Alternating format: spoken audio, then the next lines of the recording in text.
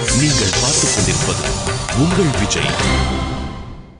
ஸ்வதர்ம ஞான வைராக்ய சாத்திய பக்தியேக கோச்சரः நாராயணः பரம்பிரம்ம கீதா சாஸ்திரே சமீரிதः.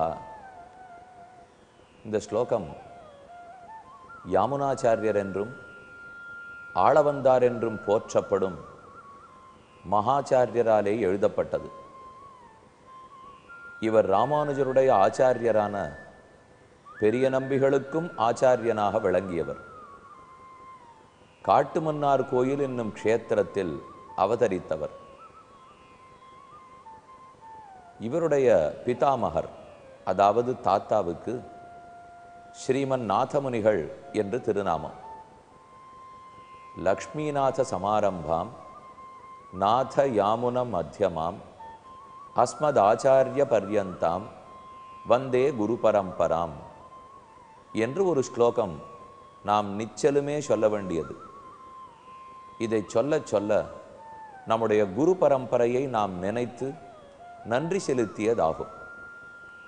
நாதமுனிகளும் ஆளவந்தாரும் காட்டுமன்னார்குடியில் அவதரித்து இந்த நாட்டுக்காக, நம்முடைய சமுதாயத்துக்காக, சனாதன தர்மத்துக்காக எத்தனையோ நன்மைகள் செய்தவர்கள். அவ்வாளவந்தார் தெரிவிக்கிறார், பகவானிடத்தில் நாம் பக்தி செய்ய வேண்டும். அதற்காக ஞானம் தேவை. பக்தி செய்ய வேணும் என்றாலே எத்தனையோ செயல்கள் வேணும். கோயிலுக்கு செல்லுதலோ, ஏழை எளியவர்களுக்கு உதவுவதோ, கோலமிடுவதோ, சந்தனம் அரைப்பதோ, பூத்தொடுப்பதோ, விளக்கேற்றுவதோ, இது அத்தனையுமே அதனுடைய ஓரொரு பகுதி. இவற்றையெல்லாம் செய்து செய்து நாமும் ஆனந்தப்படுகிறோம், பெருமானும் ஆனந்தம் கொள்கிறான். ஆனாலும் இவற்றை வைராக்கியத்தோடே செய்ய வேண்டும். பற்றோடு செய்தோமானால், பயனில் விருப்பத்தோடு செய்தால் அவை சிறந்த பயனை கொடுப்பதில்லை. பயனில் விருப்பமற்று செய்தால் அவர் நம்மை உயர்கதிக்கு அழைத்து செல்லுகிறார். அதனால தான் இந்த ஸ்லோகத்தில் ஸ்வதர்மம் என்று சொல்லப்பட்ட கர்மயோகம், ஞான என்கிற ஞான யோகம், வைராக்கியம் பற்றற்று செய்யப்பட்ட இவை நம்மை பக்தி யோகத்தில் கொண்டு போய் சேர்க்கும். பக்தியை இடைவிடாமல் செய்து கொண்டிருந்தால் பெருமான் ஆனந்தப்படுகிறான், முக்தி கொடுக்கிறான். இந்த படிக்கட்டு, இதற்குள் தான் இந்த லோக வாழ்க்கையை நாம் அமைத்து கொள்ள வேண்டும்.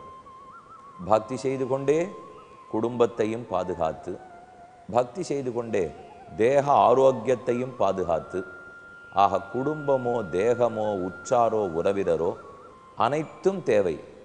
ஆனால் பக்திக்காக தேவை. நாம் பக்தி செய்ய வேண்டும், அதற்காக இவற்றை நாம் ஏற்றுக்கொள்ளுகிறோம் என்பதுதான் அவர்கள் காட்டிய சிறந்த வழி. இவர்களுடைய வார்த்தைகளிலிருந்து பற்றறுத்தல் மிக முக்கியமான ஒரு பகுதின்னு தெரிய வருகிறது. அதைத்தான் விதுரர் திருதராஷ்டிரனுக்கு உரைக்க தொடங்கி, அனைத்திலும் பற்று வைக்காதே திருதராஷ்டிரா, உன் பிள்ளைகள்னு பார்க்கிறாய், உன் நாடுன்னு பார்க்கிறாய், உன் விரோதிகள்னு நினைக்கிறாய். இப்படி ஒன்னொன்று விருப்பு வெறுப்புகளுக்கு ஆளாகி கொண்டிருந்தால் உன்னால் உயர முடியாது, சாந்தி கிட்டாது. நம்மிடத்தில் ரெண்டு எதிர்மறையான ஃபோர்ஸஸ், ரெண்டு எதிர்மறையான சக்தி வேலை பார்த்துட்டு இருந்தால் நம்மால் நிம்மதியாக இருக்க முடியுமா? ஒரு திசையில் போனால் நிம்மதியாக போகலாம். ஒருத்தர் என் வலது கையை பிடித்து இந்த பக்கத்தில் இழுக்க, இன்னொருத்தர் இடது கையை பிடித்து இந்த புறத்தில் இழுத்தால் நான் பீந்து போய் விடுவேன். என்னால் ஓர் வழியில் செல்ல முடியாது. திருதராஷ்டிரா, புரிந்துகொள், நீ பற்றோடே சில காரியங்களை செய்கிறாய், பற்றில்லாமல் வெறுப்போடே பல காரியங்களை செய்கிறாய். எல்லாவிடத்திலும் பற்றில்லாமல் இருந்தாலும் சரி, இல்லது அனைவரிடத்திலும் பற்றோரிருந்தாலும் சரி, அப்படி இல்லாமல் ஒரு சிலரிடத்தில் விருப்பத்தை காட்டுகிறாய், ஒரு சிலரிடத்தில் வெறுப்பை காட்டுகிறாய். இது உனக்குள்ளே ஒரு புயலை உருவாக்கி இருக்கிறது. அதுதான் நீ தாங்க மாட்டாமல் தவிக்கிறாய். நாம் ஒத்தொத்தருக்குமே சாந்தி வேணும்னு எதிர்பார்க்கிறோம்.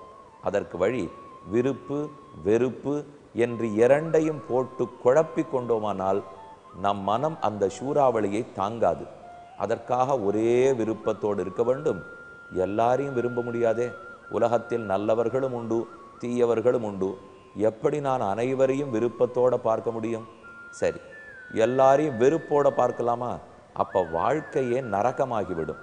ஏன் எல்லாரையும் வெறுப்போட பார்க்க வேண்டும்? எத்தனை நல்லவர்கள் உலகத்தில் உள்ளார்கள். அதனால யாரை கண்டாலும் வெறுப்பதும் கூடாது, யாரை கண்டாலும் விருப்பப்படுவதும் கூடாது. பின்ன என்னதான் செய்ய? ஹெல்ப்லெஸ்ன்னு சொல்லலையா? நாம் இப்படி போவதா அப்படி போவதா? விருப்பு வெறுப்பு ரெண்டையுமே தேவைப்படுகிறது. ஆனால் ரெண்டும் இருந்தால் எனக்குள் புயல் உருவாகி விடுகிறது. விருப்பு சிலரிடத்தில், வெறுப்பு சிலரிடத்தில். இது கூடுமா கூடாதா? அப்படி இருந்தால் நமக்குத்தான் ஆபத்து. இவர்கள் விருப்பு வெறுப்புகளை தாண்டணும்னு சொல்றது எதை? விருப்பமே தான் செய்ய வேண்டும், அன்போடு தான் இருக்க வேண்டும். பகவானிடத்தும் நல்லவர்களிடத்திலும் அன்போட பழகி விடுவோம். அவனை தவிர மற்ற தீயவர்கள் எத்தனையோ பேர் இருக்கலாம். நல்லவர்களே மட்டுமா இந்த உலகத்தில்? ஒரு 10 நல்லவர்கள் இருந்தால் ஒரு தீயவன் இல்லாதப்படுவரா? அவரிடத்தில் வெறுப்பு காட்ட வேண்டாம், இன்டிஃபரண்ட்டாக இருந்துருவோம், உதாசீனனாக இருந்து விடுவோம். அவரிடத்துல பேச்சும் வச்சுக்க வேண்டாம், அவரை இகழவும் வேண்டாம், புகழவும் வேண்டாம், உதவும் வேண்டாம், உதைக்கவும் வேண்டாம். ரெண்டும் இல்லாமல் விலகி விடுவோம். இப்படி வாழ்க்கையை நடத்தி கொண்டு போனால் தன்னடையே நாம் விருப்பு வெறுப்புகளை கடந்தவர்களாகிறோம். அப்போ பற்றற்ற தன்மை வந்துடும். நீங்கள் யோசிக்கலாம், நாங்கள் எல்லாரும் எப்போ பற்றற்ற யோகிகளாவோம்?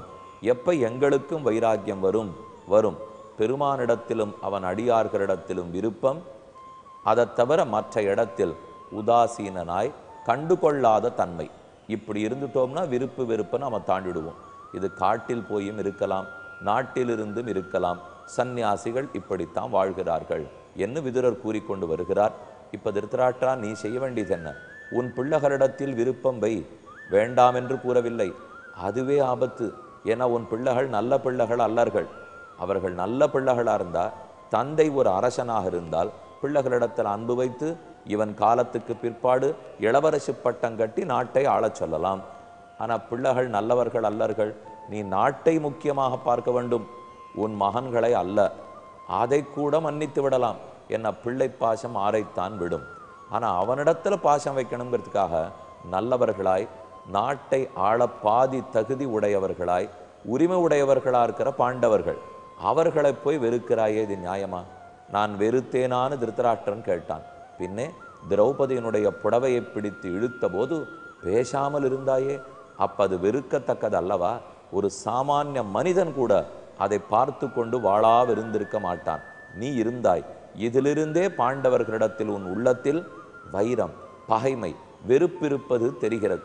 உள்ளத்தில் ரொம்ப ஆழமாக நம்ம பகைமையை வளர்த்துனுட்டோம்னால் அது நம்மையே கஷ்டப்படுத்தும். அப்படியே பகம் இருந்தாலும் சற்றையே மேலெழுந்தவாரியாக வச்சுனுட்டு. ஏன்னா நம்ம எல்லாரும் யோகிகள் இல்லை. ஒருத்தர் தப்பு பண்ணுறார், ஏதோ நடந்துடுத்து, என்னை திட்டி விட்டார் அப்படின்னா சட்டுன்னு நம்ம மனசில் கோபம் எழும், வெறுப்பு எழும். ஆனால் ஒரே ஒரு வேண்டுகோள், அந்த வெறுப்பை ஆழ் மனதுக்கு போக விட்டுவிடக்கூடாது.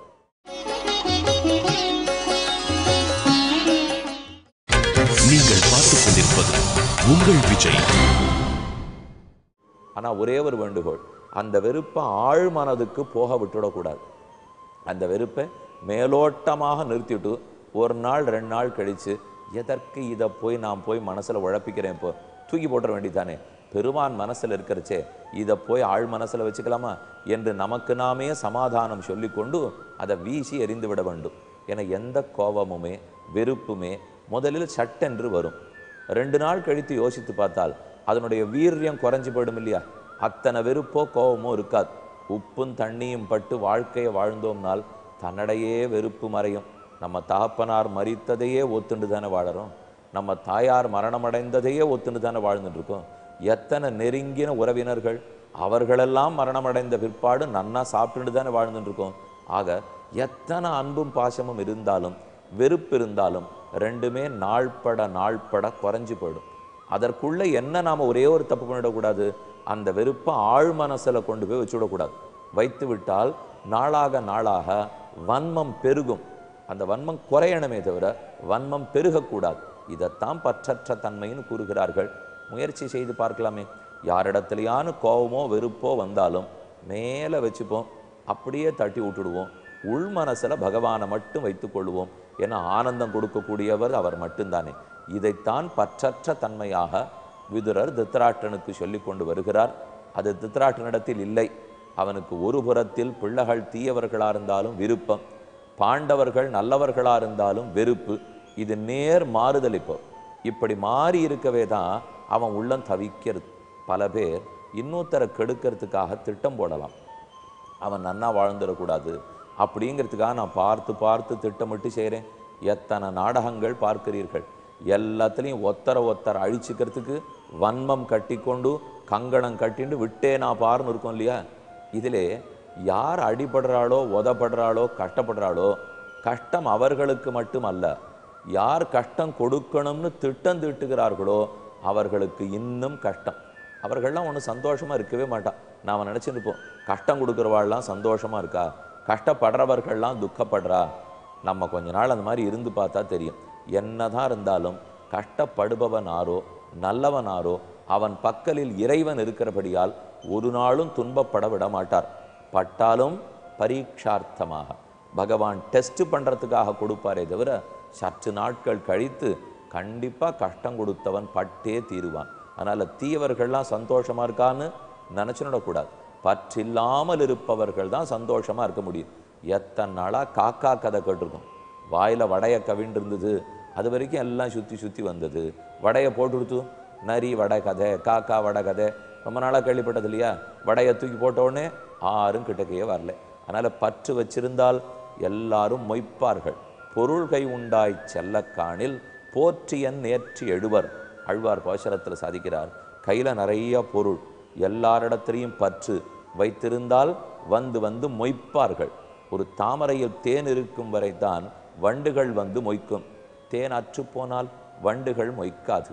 அதே போல நாமும் பற்றறுத்து விட்டோமானால் வண்டுகளைப் போல கண்ட பேர் வந்து மொய்க்க மாட்டார்கள். அப்படி காட்டிலே வாழ்ந்து என்ன சாப்பிடணும், நம்ம பற்றில்லாமல் இருக்கோங்கிறத அப்பப்போ நாமளே ஒரு செல்ஃப் அசஸ்மெண்ட், நம்மளை நாமளே பரீட்சை பண்ணி பார்த்துக்கணும்.